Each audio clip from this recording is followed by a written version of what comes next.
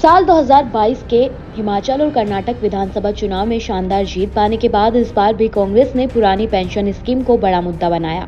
मध्य प्रदेश, छत्तीसगढ़ और राजस्थान के संकल्प पत्र को कांग्रेस का सबसे बड़ा दावा ओपीएस रहा, जिसे पार्टी ने जोर शोर से जनता के सामने उठाया। कांग्रेस की रणनीति के तहत करोड़ों सरकारी कर्मचारियों और उनके परिजनों को साधने का ये सबसे सही तरीका था। विशेषज्ञों का भी यही मानना था कि ये वादा कांग्रेस के पाले में आसानी से वोट डलवा सकता है, लेकिन हुआ कुछ उल्टा। दरअसल एमपी, छत्तीसगढ़ और राजस्थान में विधानसभा चुनाव 2023 के परिणामों ने चौंका दिया। तीनों राज्यों में बीजेपी को प्रचंड जीत मिली। छत्तीसगढ़ और राजस्थान में तो कांग्रेस की सरकार थी। वहीं मध्य प्रदेश में भी भारी भरकम तादाद में कांग्रेस को पसंद करने वाली जनता रही। छत्तीसगढ़ में तो भूपेश बघेल की सरकार में कांग्रेस ने ऐलान भी कर दिया था कि अगली बार ओपीएस लागू कर दिया जाएगा। इसी के लिए अधिसूचना जारी कर दी गई थी। वहीं कमलनाथ ने जनता के प्रत्यक्ष तौर पर यह दावा किया था कि मध्य प्रदेश में कांग्रेस की सरकार बनते ही जनता को ओपीएस का तोहफा दिया जाएगा। हालांकि अब ऐसा कहा जा सकता है कि तीनों राज्यों में जनता ने ओपीएस को ज्यादा तवज्जो नहीं दी। मैं आपकी जानकारी के लिए बता दूं, साल 2022 के अप्रैल में अशोक गहलोत ने राजस्थान में पुरानी पेंशन स्कीम को बहाल करने का वादा कर दिया था। इस स्कीम की वजह से जनता का साथ पाने के लिए अशोक गहलोत काफी कॉन्फिडेंट थे।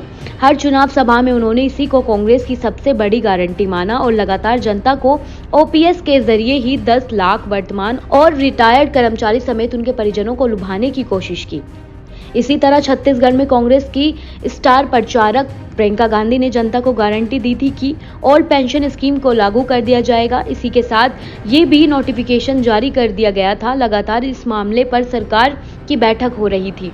केंद्र सरकार से अपील की जा रही थी कि राज्य कर्मचारियों के ओपीएस में जमा पैसे भेज दें। हालांकि केंद्र ने इसे साफ इनकार कर दिया था। इतना ही नहीं, मनाही के बावजूद भूपेश बघेल सरकार ने मोदी सरकार को ये चेतावनी दी थी कि छत्तीसगढ़ के सरकारी कर्मचारियों को 17,240 करोड़ रुपए पेंशन की वह केंद्र से वापसी लेकर ही रहेंगे।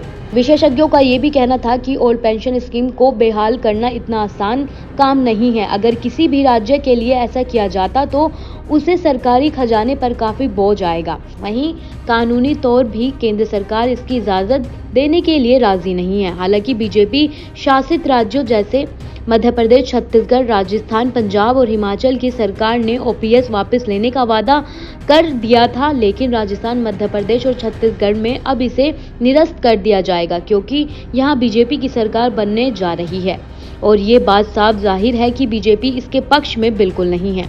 आप ऐसी ही तमाम जानकारियों के लिए हमारे साथ बने रहें और देखते रहें सहारा समय का डिजिटल प्लेटफॉर्म।